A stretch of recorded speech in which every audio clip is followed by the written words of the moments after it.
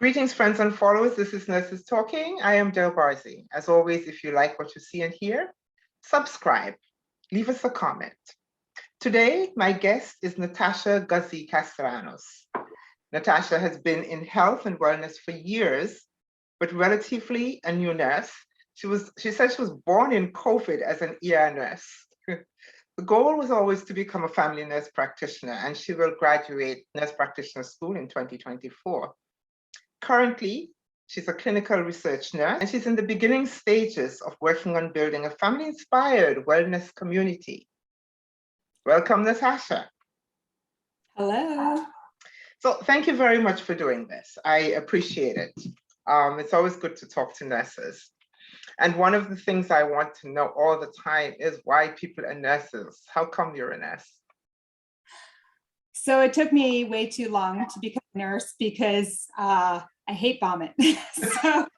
so I just, for some reason, that really deterred me. And I also don't like medicine, like your standard American drug. And I didn't want to be a drug pusher.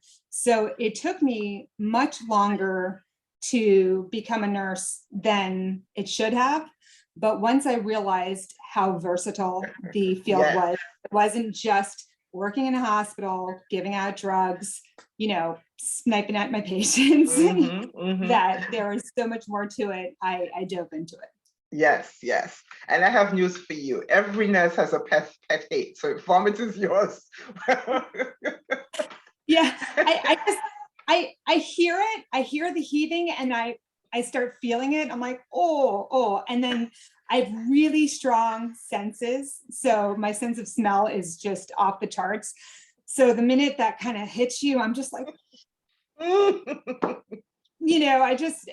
So, and in the ER, you would think that that's just what you deal with. You just learn how to jump back, but I didn't get a lot of it. I really didn't, so I was very fortunate. So having come into nursing later, do you think that there were challenges for you that were different than had you been, a person who's coming out of school, going into the nursing arena? I actually thought it was the opposite. Okay. I would watch my preceptor who would be 25 and teaching me the ropes, and the patients would immediately turn to me. Would say, does she know what she's doing? And they would just assume, since I was older, that I was experienced and that I knew what I was doing. And I never ever lie, but I don't always correct people. So I just try and say something comforting, or, and I would say, well, she has so many years of experience. She is the best at this. She's really great. And I would try and say something positive about the younger person to kind of get people to change their understanding that just because someone might look young doesn't mean that they're brand new. An experience so brand new. Yeah, exactly. So life experience. I mean, honestly, life experience helped me to reach very different patients just because I have met so many people from different backgrounds in my life, from all the different careers that I've had. So I was able to get rapport with people quickly, and that helped them to trust me. So I think it's actually a bonus. So you said you were in health and wellness for a long time. What kinds of things did you do? Okay. All right. So massage therapist for 20, 30 years or so. I had a biodynamic farm, organic, beyond organic in Powhatan, Virginia. Let's see. I went to culinary school so that I could teach kind of like culinary classes in nutrition and holistic nutrition. I think with health and wellness, that's about it. I'm probably forgetting something. Okay, so you are coming at this from many different angles, actually, as you said, with with many different kinds of experience and looking at it from many different ways, and that says to me that you're bringing a perspective that many people do not have. Many nurses do not have. Zumba instructor. So everything for me, almost everything revolves around food. So that's my love language. That's food, movement, exercise. And so I tend to really love to talk about, people and with my patients about what they want to do with their bodies, how they want to look, feel, do in 5, 10, 20 years. And a lot of people don't think about that. Yeah, I know. Mm-hmm. So yeah, I know. We're too busy plodding along in today. And today's hard. Adulting is so hard. Exactly. And today's hard. It is hard. It's like to not dive into a pile of cheesy boofs and chocolate. I mean, that's sometimes really hard to not do. So you started out, as you say, you were born. I love that term. You said you were born in ER in COVID. Yes. You were born in COVID and in the ER at that. Yes. So I graduated June of 2020. Wow. So my last quarter of nursing school was online. So I didn't get to do any skills or anything in the hospital. Everything was online. So I was hired into the ER, but then the ER kind of closed down because so many people weren't going. So they kind of were like, okay, for a few months, we're going to stick you in med-surg trauma, which our ER people tend to go up to, and then we'll pull you back down to the ER. So I was there for a hot minute and then pulled down to the ER. And I mean, I had the ENVO mask, if anything, I lost all the weight that I had gained in nursing school plus. I went from 190 to 130, which I had, because I wore, you wear a suit on your face for 12 to 16 hours a day. You don't eat or drink and you're running. I mean, I don't know. I did at least 20 to 28,000 steps a day, according to my Apple Watch. I get that. And so now you're in cancer research. Yes. How'd you get there? Or what? So COVID kind of tried to suck my soul. It was really hard. Having so many people come in, and really it was the hardest part was the folks that were actively dying and didn't believe COVID existed. So like that was probably the most stressful for me, because I'm like, you cannot breathe. You are not getting oxygen in. You are not okay. This exists. This is happening to you. And so it was just kind of, it was hard, dealing with that. And I wanted to see other things. I mean, I would come in, I'm like, I need butt stuff. I need something weird, different, exciting. I can't have another COVID patient. I can't have 3 out of 4 rooms of COVID patients and just gowning up and stuff. It was, that made me get to a point where in December of last year of 2021, I said, I need a break from. I get it. So I found this opportunity and it's been amazing. Okay. What do you like about it? So first of all, working with the university, you're surrounded by super smart people that are always trying to make things better. They're always trying, they're always on the cutting edge of the latest research, the latest technology, the newest things that are coming out. And that's what I loved about all the new doctors coming in every July. Even though they were young and inexperienced, they also knew all the newest stuff.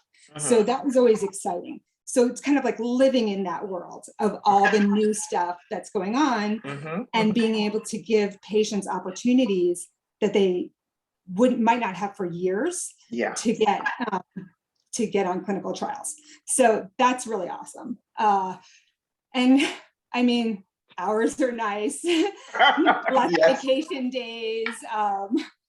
You know, I'm in Chicago right now on a paid trip vacation, you know, to learn about my new career path, as well as, you know, make connections, and you can't beat that, you know.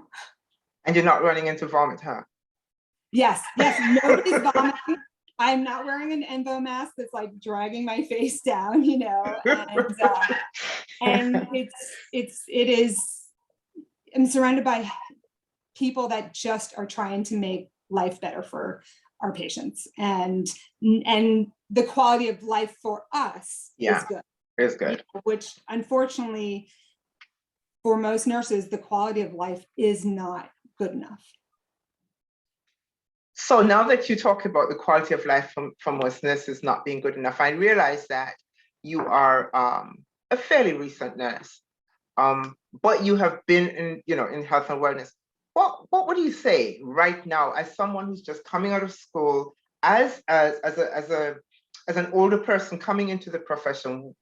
What would you like to see change as far as nursing life goes? What aspects would you like to see change?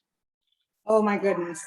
So that's a, you know, 10-hour conversation, but to sum it up, we have to take care of ourselves and each other. And it's not okay for nurses to not get breaks, to not get meals, to be thrown pizza. I mean, what is the worst thing in the world that you can feed somebody, you know? And I mean, give us fruit trays, give us protein, have a green egg barbecue outside and shove, you know, some really yummy protein at us. Like, give us, I don't love quinoa, but like, you know, protein bowls, whatever. Give us healthy food, because we're running and we do need energy. Building food.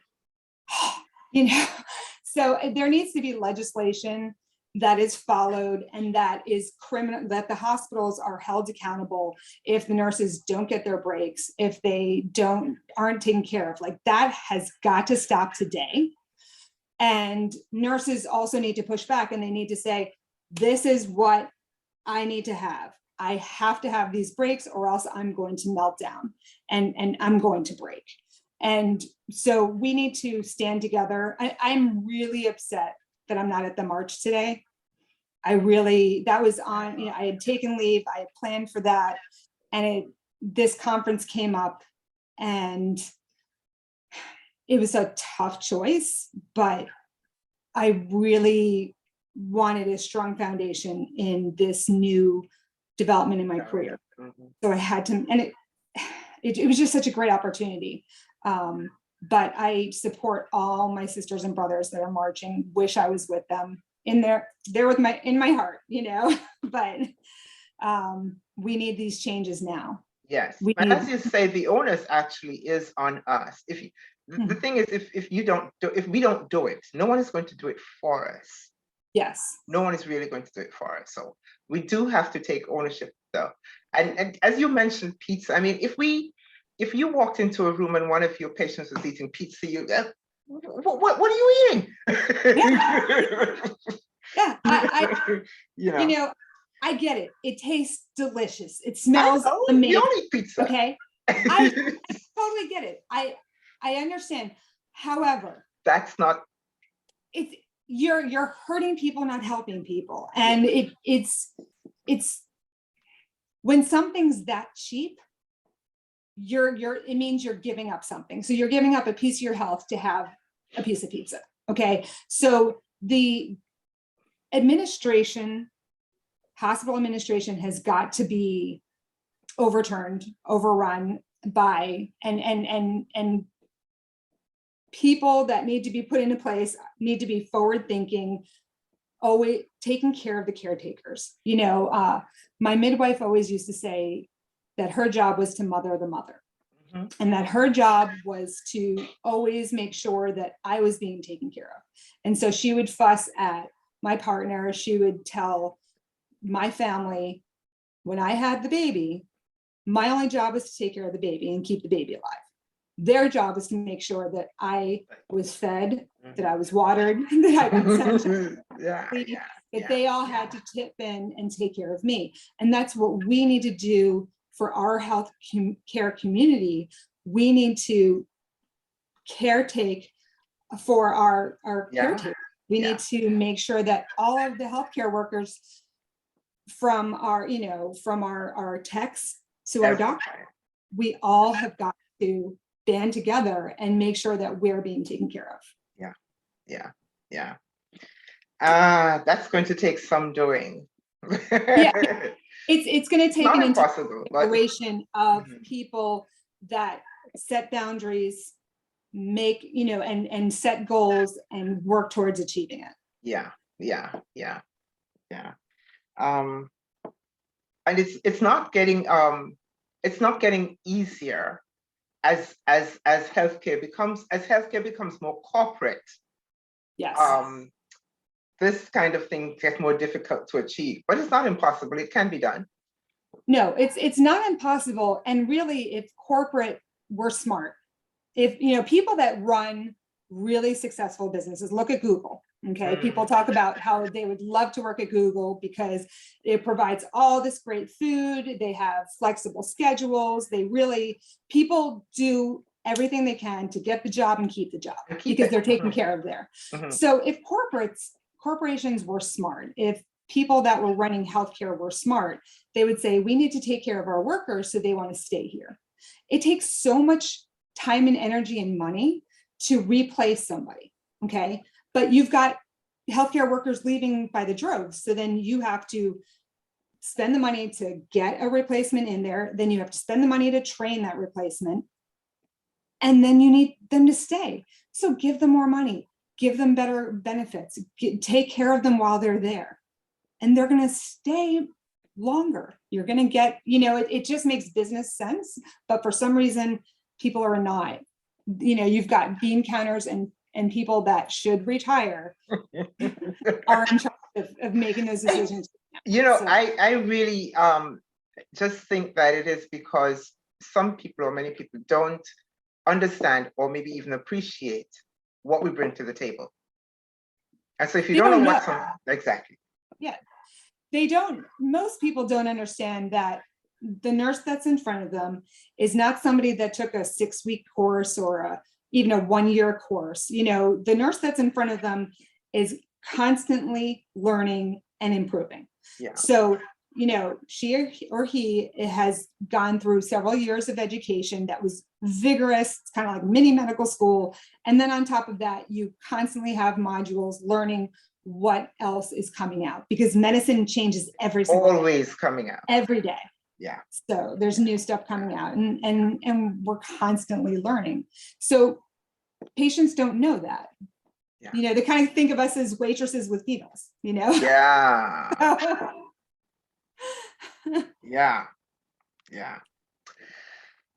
We'll get there one day. Maybe as we keep talking about it, I guess, and we keep moving forward and gathering more and more of us into this, we got to get going kind of thing. Maybe we'll get there. I hope in my lifetime we'll get there. I hope so too. What would you say is your greatest achievement so far? Greatest achievement so far. So I don't have like a big shadow box moment or something like earth shattering. It's more that I feel that I make an impact, and it's sometimes those little moments when my patient thanks me, or is like, I really need it. I need to give you a hug. You really said something that really touched me.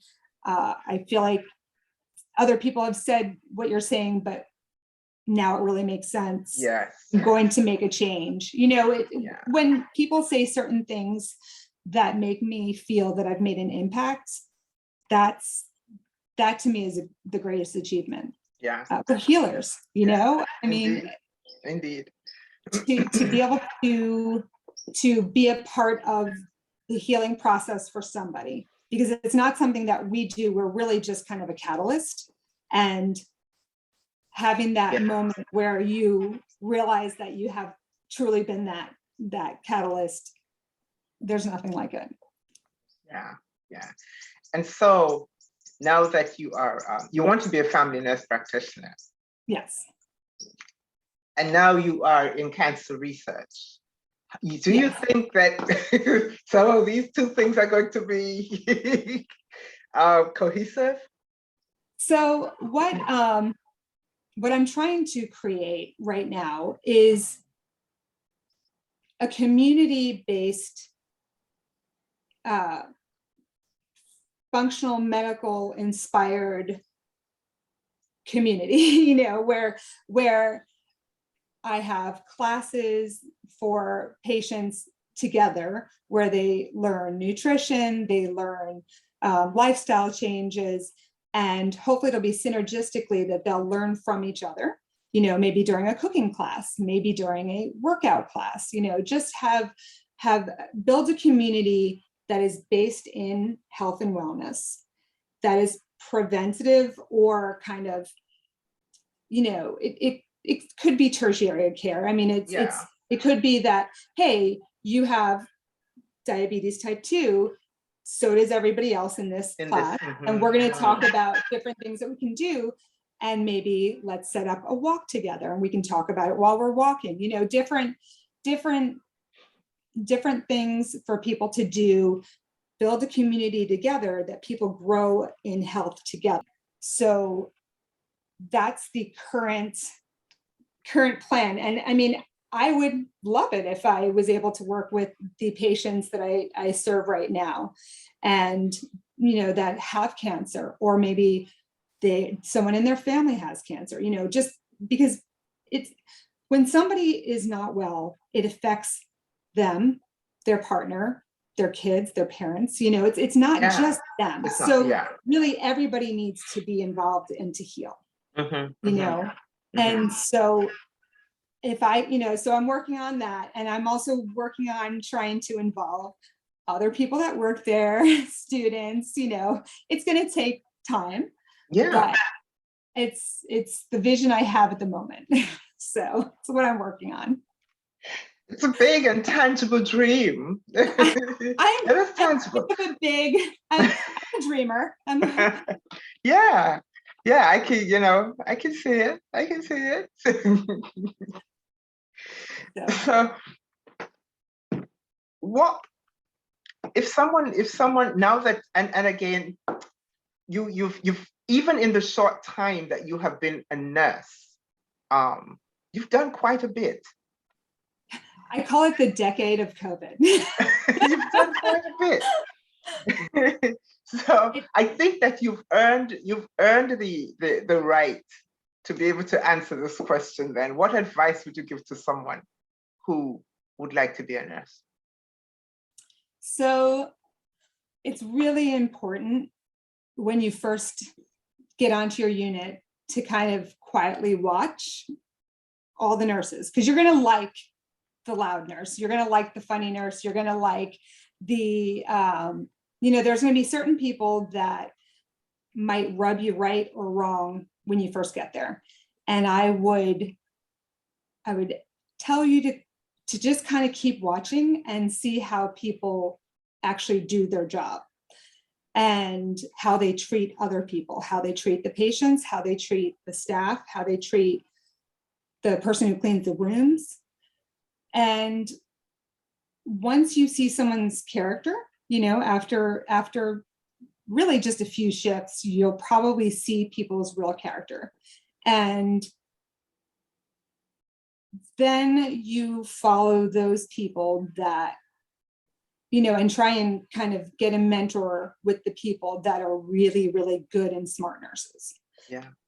And that doesn't mean that somebody who is loud, funny, crazy, you know, makes the TikToks like, they tell you not to do it this way, but this is how I do it, you know? That doesn't mean they're bad nurses. That doesn't mean that they're wrong. But if they're constantly not putting on gloves, if they're constantly, if they're not clean, if they're not protecting their patients, if they're cutting corners, if they're taking naps, that's probably just not what you want to follow and model after. You need to do it right and learn how to do it right from the beginning, so it's muscle memory. Mm-hmm. And then you'll get faster, so that's one piece. The other thing is that your feelings are not up for debate. So nurses still eat their young, and I wish they didn't, and that needs to change. But until it does, have those boundaries. When somebody says something that is harsh, that is rude, that hurts, quietly say to them, that's, what you're saying is not okay with me. My feelings are up for debate or whatever, and you are in control of your feelings. You have your right to your feelings. If you're going to cry, sometimes it helps to look up to the ceiling. Sometimes that helps them not to come, but you deserve your feelings. Your feelings are valid, and you should not be treated like crap. You don't deserve that. Nobody does. So I would just tell people, have boundaries. Don't do more than 3 shifts a week. like don't get caught up in that crazy, because it'll break you. Find a way to make your life work, your finances work with 3 shifts a week, because you've got to take care of yourself. Yeah. And that's huge. And that's huge, because the opportunity is there to work 365 days a year. Very often we get drawn into it and forget ourselves.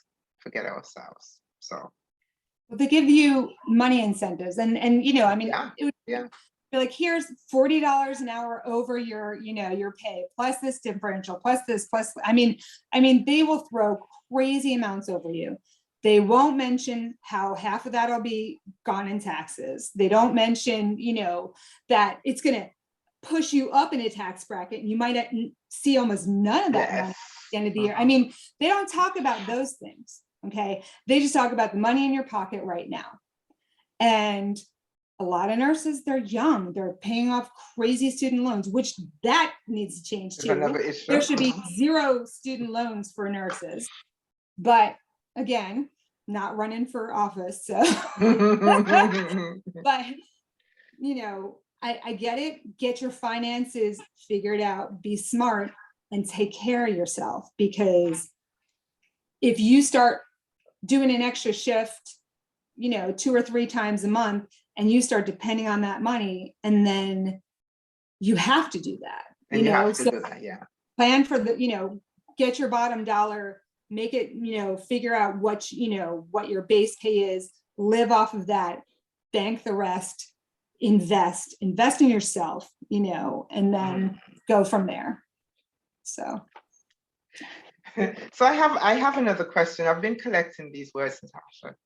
Okay. About nurses. I want to know what do we see in nurses? So if you had to describe the most essential quality of a nurse in just one word, what would that word be? So that's hard, because there's so many different ones. But mine would be healer. Yours would be healer. Okay. Do you think we actually see ourselves as healers?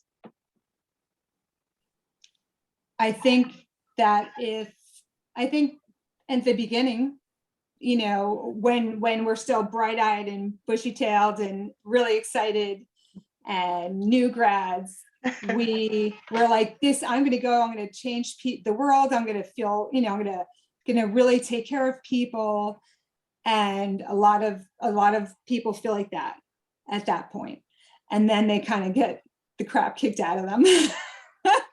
And so maybe that goes away, and for some people, and maybe they feel jaded. And so that might go away. But